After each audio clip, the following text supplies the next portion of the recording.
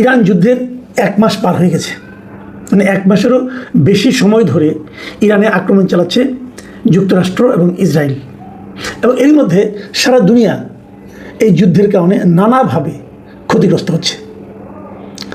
ক্ষতি কেবল ইরানেই হচ্ছে না, আশেপাশের দেশগুলোতে হচ্ছে, এবং এশিয়ার দেশগুলোতে বেশি হচ্ছে। আমরাও ক্ষতিগ্রস্ত হচ্ছি। আমাদের এখানে জ্বালানি তেলের জন্য পাম্পগুলোর সামনে বিশাল লাইন আপনারা দেখতে পাচ্ছেন, এবং এই লাইন কিন্তু এশিয়ার অনেক দেশেই হচ্ছে।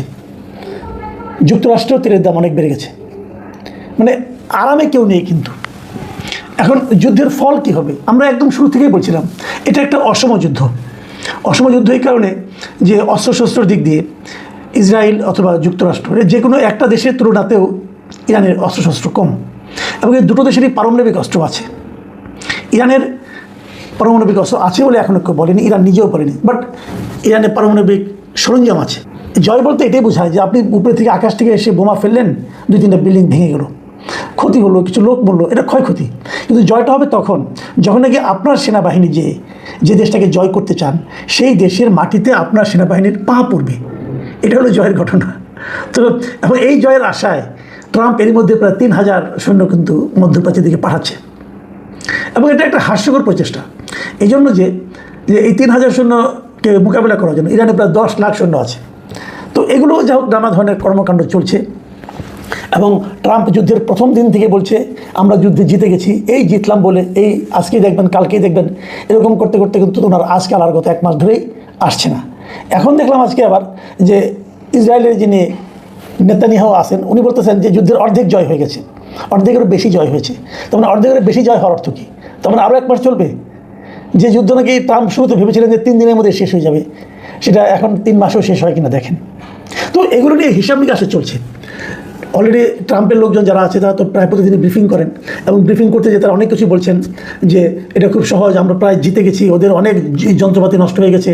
যেমন আপনার যুক্তরাষ্ট্রের জয়েন্ট চিফ অফ স্টাফ, এই যে চিফ অফ স্টাফের যে চেয়ারম্যান আছেন ড্যান কিং, তিনি একটা বিবৃতি দিয়েছেন কালকে যে গত 30 দিনে ইরানের 11,000-এর বেশি লক্ষ্যবস্তুতে হামলা চালানো হয়েছে, এবং নৌবাহিনীর 150টি জাহাজ ধ্বংস করে দেওয়া হয়েছে। তাহলে এখন ভাবেন, যদি একটা দেশের 11,000-এরও বেশি লক্ষ্যবস্তুতে হামলা চালানো হয়ে থাকে, এবং যদি সেই হামলা সফল হয়ে থাকে, তাহলে তো ওই দেশটা কিছু অবশিষ্ট থাকার কথা না। তাহলে ওই দেশটা পাল্টা আঘাত কীভাবে করছে? এগুলো বাগাড়ম্বর আছে, কোনো সন্দেহ নাই। এই যুক্তরাষ্ট্রের প্রতিরক্ষা মন্ত্রী যিনি আছেন তিনি আবার বলতেছেন যে ইরান, উনিও গতকালকে দেখলাম ব্রিফিং করেছেন, এবং সেই ব্রিফিং উনি বলতেছেন যে ইরান যদি ডোনাল্ড ট্রাম্পের সঙ্গে চুক্তিতে না আসে তাহলে যুক্তরাষ্ট্র সেখানে আরও জোরালো অভিযান চালাবে। তার মানে এগুলো হুমকির পর্যায়ে যেন আছে মনে হচ্ছে এগুলি।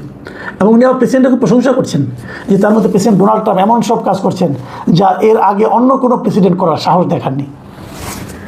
এইগুলোকে ঘটনা এখন মানে আমরা যদি হিসেব করি যে আসলে এখান থেকে যুক্তরাষ্ট্রের লাভটা কী হলো, এই যুদ্ধের যে 1 মাস পরে যদি আমরা হিসাব নিকাশ করতে বসি যুক্তরাষ্ট্রের লাভ আসলে কী হলো।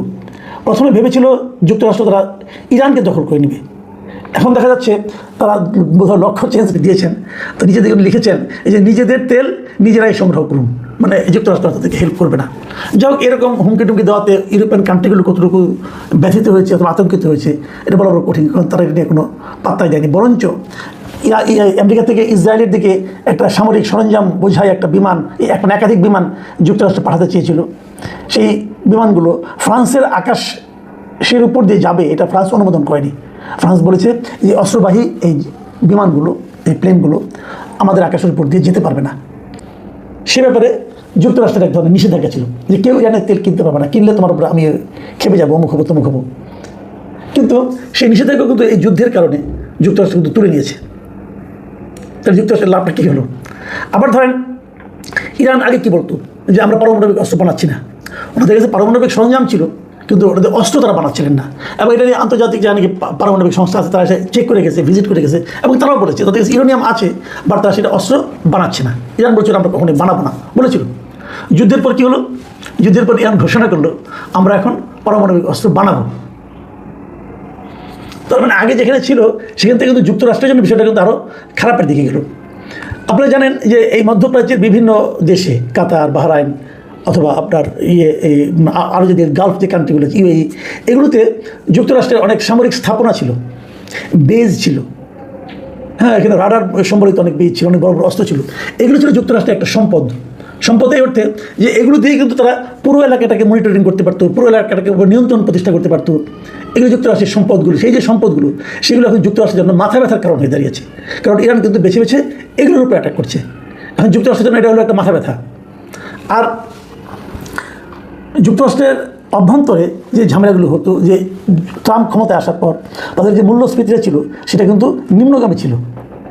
এখন সেই মূল্যস্ফীতি বাড়তে শুরু করেছে, মানে ঊর্ধ্বগামী হচ্ছে। ট্রাম্প পেলেনটা কি? সবচেয়ে বড় কথা, ট্রাম্পের সরাসরি যেটা অর্জন আমি বলবো সেটা হলো সারা দুনিয়ায় এই নির্বাচনের আগেও কিন্তু প্রথমবার নির্বাচনের পর এইবার দ্বিতীয়বার নির্বাচনের আগে তার একটা ইমেজ ছিল যে উনি যুদ্ধ থামান, যুদ্ধ করেন না। উনি নিজেও বলতেন, উনি নোবেল শান্তি পুরস্কারও চেয়েছিলেন এই জন্য, যে উনি শান্তির জন্য অনেক কাজ করছেন, যুদ্ধ উনি থামান। কিন্তু তার সেই মানে আপনার যুদ্ধ বিরোধী যে ইমেজটা ছিল সেটা একেবারেই ধ্বংস হয়ে গেছে। এখন উনি যুক্তরাষ্ট্রের সবচেয়ে যুদ্ধবাজ প্রেসিডেন্ট হিসাবে অলরেডি খ্যাতি পেয়ে গেছেন। তার পাগলামি বেড়ে গেছে, তাকে নিয়ে প্রতিনিয়ত মিমস হচ্ছে, ট্রল হচ্ছে, এগুলো আমরা দেখছি। এবং কেউ কেউ দেখলাম তাকে হিটলারের সঙ্গে তুলনা করছে। এখন সবশেষ প্রশ্ন হলো যে এরকম লেজে গোবরের অবস্থায় যুক্তরাষ্ট্রকে তাহলে তাদের জয়টাকে নিশ্চিত করার জন্য, অনেকে বলছেন এই ধরনের কথা বলছেন, এই জয়টাকে নিশ্চিত করার জন্য ট্রাম্প হয়তো বা ইরানে তার পারমাণবিক বোমাও কিন্তু ফেলতে পারে। এ ধরনের আশঙ্কা আদৌ আছে কিনা যুক্তিগ্রাহ্যভাবে চিন্তা করলে থাকার কথা না। কথা না, এই কারণে যদি ইরানে পারমাণবিক বোমা ফেলেন উনি, তাহলে তার প্রতিক্রিয়া কিন্তু এই সৌদি আরব অথবা ওমান এই সমস্ত দেশের উপরে কিন্তু পড়বে, এবং মধ্যপ্রাচ্যের অন্যান্য অনেক দেশের উপরে কিন্তু পড়বে। কারণ পারমাণবিক তেজস্ক্রিয়া যেটা আছে সেটা কিন্তু এক জায়গায় সীমাবদ্ধ থাকে না, এটা কিন্তু ছড়িয়ে পড়ে। তো এই সমস্ত মিত্র দেশগুলো তারা সেটাকে মেনে নেবে কিনা এটা নিয়েও কিন্তু একটা ঝামেলা আছে। কিন্তু সেটা যে তারা করবে এই ধরনের সম্ভাবনা একটু কম। কিন্তু অনেকে মনে করছেন যুক্তরাষ্ট্র এমন হতে পারে ইসরায়েলের মাধ্যমে এটা ফেলতে পারেন। এখন কী হবে এটা বড় বড় কঠিন। তবে যা কিছুই হোক না কেন, যুক্তরাষ্ট্র বলেন, ইরান বলেন, ইসরায়েল বলেন, এমনকি সারা দুনিয়া বলেন, এটা সবার জন্যই হবে খুবই নেতিবাচক এবং খুবই ভয়াবহ। তারপরেও কী হবে আমাদের দেখার জন্য আর কিছুদিন অপেক্ষা করতে হবে।